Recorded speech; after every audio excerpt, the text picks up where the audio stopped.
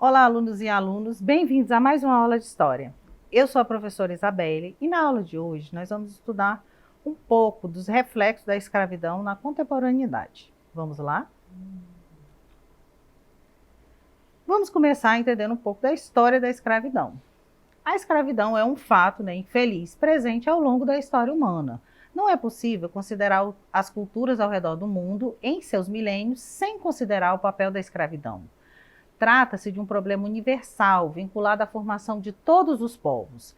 A condição de escravo foi resultado de ser derrotado em uma guerra e perder a liberdade, nascer de uma escrava ou não conseguir pagar dívidas. Até mesmo pais vendiam seus filhos por falta de condições econômicas.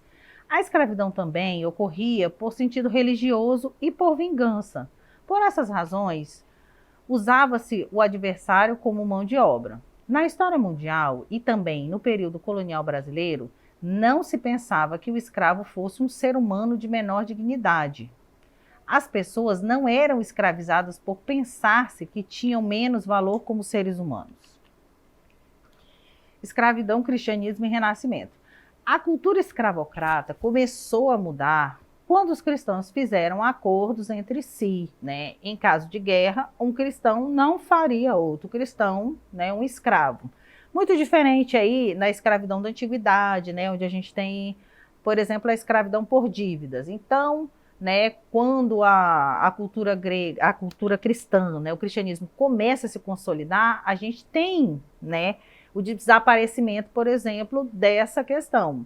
Então, a sociedade cristã, conforme ela ascende, o cristianismo ascende, a gente tem aí o declínio da escravidão na Europa. Os que não respeitavam essa regra eram os muçulmanos, que ainda faziam os cristãos de escravo. A gente tem aí a questão da reconquista na Península Ibérica. A luta dos cristãos contra os muçulmanos, aonde tem o Renascimento, que trouxe uma renovação do mundo antigo no que era bom e ruim. Entre muitos desses resgates, recupera-se a noção de que o trabalho manual é inferior ao trabalho intelectual, considerado mais digno. E durante a Idade Média, uma das principais regras monásticas era ora et labore, ou seja, o trabalho é bom, mas os modernos desconsideravam o trabalho como meio de elevar o homem. No Brasil, por volta de 1530, quando os portugueses estabeleceram um sistema de capitanias hereditárias e iniciaram o processo de colonização de fato, inicia-se o uso da mão de obra escrava. Antes disso, a exploração do pau-brasil era obtida com a ajuda de índios e através do escambo, trocando mercadorias com eles. Com a existência das capitanias, os engenhos de cana-de-açúcar começaram a se desenvolver. Como eram atividades mais complexas e que a demanda demandava um grande número de trabalhadores braçais, foram utilizados a escravidão, os negros, a escravidão africana. E no século XVII, os africanos se tornaram essa maioria, superando o número de indígenas escravizados. Qual foi o período da escravidão no Brasil? O processo de escravidão no Brasil ele começa em meados de 1530 e termina em 13 de maio de 1888, quando os portugueses começaram a implementar efetivamente a colonização da América Portuguesa, começa a ser utilizado o regime escravocrata. A região era difícil de explorar, os índios eram difíceis de serem dominados. É importante a gente ressaltar isso, Dentro das tribos indígenas não havia escravidão. O inimigo de guerra não servia para a produção de excedente. O índio não produz excedente. Então, essa questão da escravidão não era aceita culturalmente entre os índios. Não era facilmente aceitado, eles não eram domesticados, não eram conhecendo, eles eram os conhecedores do território, não eram facilmente capturados também, O negro, por o seu lado, que era vendido na costa africana, no entanto, era uma força de trabalho barata, já acostumada com a agricultura e a mineração. Entre os séculos 16 e 17, houve muitas tentativas de escravizar os índios nativos, mas eles foram gradualmente substituídos pelos africanos que chegavam através do tráfico negreiro. a escravidão foi o principal componente do sistema econômico brasileiro durante aproximadamente 400 anos. O fim dessa escravidão no Brasil, né? A abolição ocorre através da Lei Áurea, né, assinada pela Princesa Isabel em 13 de maio de 1888. O Brasil, no século XIX, tinha mais negros livres do que negros escravos, né, por exemplo. No entanto, para cada escravo libertado, havia uma pessoa para ocupar seu lugar, né, e ser uma nova mão de obra, né? Havia uma compensação da liberdade de com a escravização de outros, né?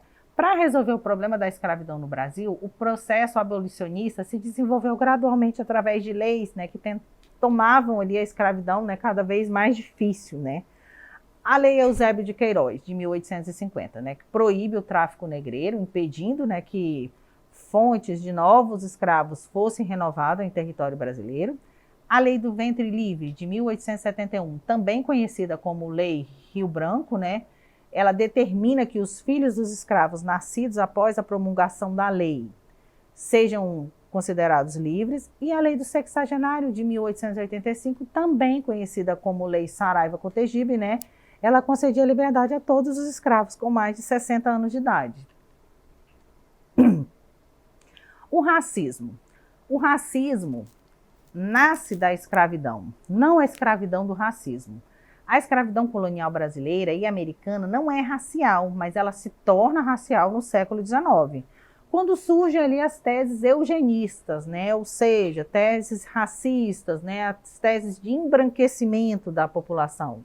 Afinal, os escravos eram associados com os africanos e seus descendentes.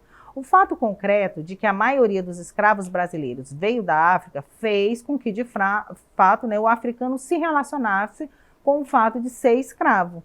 Essa é uma relação acidental, né? Ser africano não foi justificativa para ser escravo, era uma circunstância. E somente no século XIX é que começaram a surgir justificativas para que a evolução humana, né, isso é, alheio, né, à explicação da escravidão no Brasil. Os portugueses do século XVII acreditavam que todos os seres humanos tinham nascido de um mesmo casal, Adão e Eva. Então a gente tem aí, né, associada a essas teses, né, o medo do homem branco, né? Segundo o historiador Luiz Felipe Alencastro, né, o que estava em jogo ali na conjuntura da abolição não era somente a liberdade dos escravizados, mas o temor que ocorresse uma reforma agrária. O abolicionista André Rebouças, né, engenheiro negro, propôs que fosse criado um imposto sobre fazendas improdutivas e que essas terras fossem distribuídas entre os ex-escravos.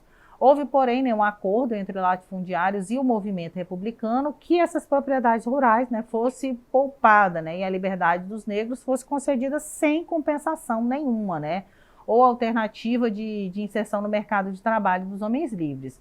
Então a gente tem aí os latifundiários que passaram a trazer imigrantes europeus para trabalhar nas terras, né, no lugar dos ex-escravizados, né, mesmo sendo brasileiros, né, ficaram sem trabalho ali na zona rural e em parte da cidade, além de não terem cidadania plena. Reflexo dessas ideias de eugenia social, né? Dessa ideia de embranquecer a população. Você tem o ex-escravo que está liberto, que já está no Brasil, que já está disponível para mão de obra. Mas a ideia de que é melhor você importar, né? Você trazer imigrantes italianos, né? Para fazer o trabalho que podia ser feito por essas pessoas. Então a gente tem aí a formação de guetos, né?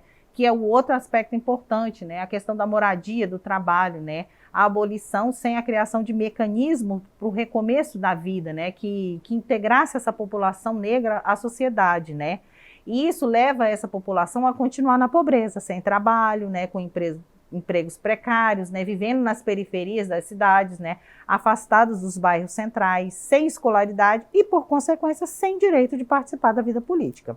Esse projeto conservador de modernização do Brasil não teve o interesse de integrar a população negra, mesmo porque era orientado, né, por ideários racistas, né, que associavam a mestiçagem ao atraso. Portanto, né, modernizar significa branquear a sociedade brasileira, né? É um pensamento do qual nem mesmo alguns abolicionistas, né, escapavam.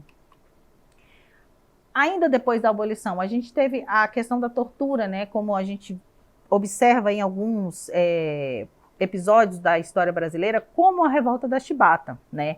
A prática, né, da escravidão com severos castigos. A gente teve aí a revolta da Chibata, que foi uma revolta, né, de marinheiros que já eram libertos, que eram castigados com castigos físicos, e aí acabaram se rebelando, e foi um episódio aí famoso, né, na história brasileira, a revolta da Chibata, que se rebelaram ali contra esses desmandos. No Brasil, a gente tem o mito da democracia racial, né? Essa aceitação, né, de que existe, né, uma igualdade, né, de que não existia racismo no Brasil, né? Essa hipótese, né, que é referenciada aí pelo racismo científico, né, de que biologicamente o negro era inferior, né? Todos esses mitos, né, essa mentalidade, ela era eficiente desarticular a população negra, né, de modo que não retalhasse, né, seus ex-senhores, né, não exigisse deles, né, nem do Estado a reparação pelos danos sofridos, né, ou políticas compensatórias, né. E aqui a gente tem, né, o conceito de ideologia, né, que produz ali uma visão invertida de realidade, né. A gente tem a ideia de que no Brasil não existe esse racismo. Vamos exercitar um pouco do que nós aprendemos na aula de hoje. A população negra teve que enfrentar sozinha o desafio da ascensão social e frequentemente procurou fazê-lo por rotas originais, como o esporte, a música e a dança. Esporte, sobretudo futebol, né? Música, sobretudo samba, e dança, sobretudo carnaval. Foram principais canais de ascensão sociais dos negros até recentemente. A libertação dos escravos não trouxe consigo a igualdade efetiva. Essa igualdade era afirmada nas leis, mas negada na prática. Ainda hoje, né, apesar das leis, né, aos privilégios e à arrogância de poucos, corresponde, né, desfavorecimento e a humilhação de muitos. Em relação ao argumento de que o Brasil existe uma democracia racial, essa ideologia equipara a nação a outros países modernos. Letra B, esse modelo de democracia foi possibilitado pela miscigenação. Letra C, essa peculiaridade nacional garantiu mobilidade social aos negros. Letra D, esse mito camuflou formas de exclusão em relação aos afrodescendentes. Ou letra E, essa dinâmica política depende da participação ativa de todas as etnias. Refletindo aí um pouco sobre a resposta, que é a letra D, né? Esse mito acaba camuflando formas de exclusão em relação aos afrodescendentes, né? Acabou gerando aí uma ideia invertida, né, de que o ex-escravizado não deveria cobrar, né, nem dos seus ex-senhores, né, nem do Estado brasileiro, uma compensação, né? Mais uma questão. A Lei Áurea foi assinada por qual autoridade da monarquia brasileira? Letra A, Dom Pedro II. Letra B, Conde de. Letra C, Princesa Isabel. Letra D, Dom Pedro I. Ou letra E, Dona Teresa Cristina. Pensando na resposta, a resposta correta é a letra C, né? A Princesa Isabel, que assina a Lei Áurea e já, né, movida pelas pressões inglesas, né, as pressões internacionais, né, que já era insustentável a escravidão no Brasil. Então, meninas e meninos, por hoje é só. Para ter acesso a esse e demais conteúdos, acesse a plataforma Eduque. Até a próxima aula. Tchau, tchau.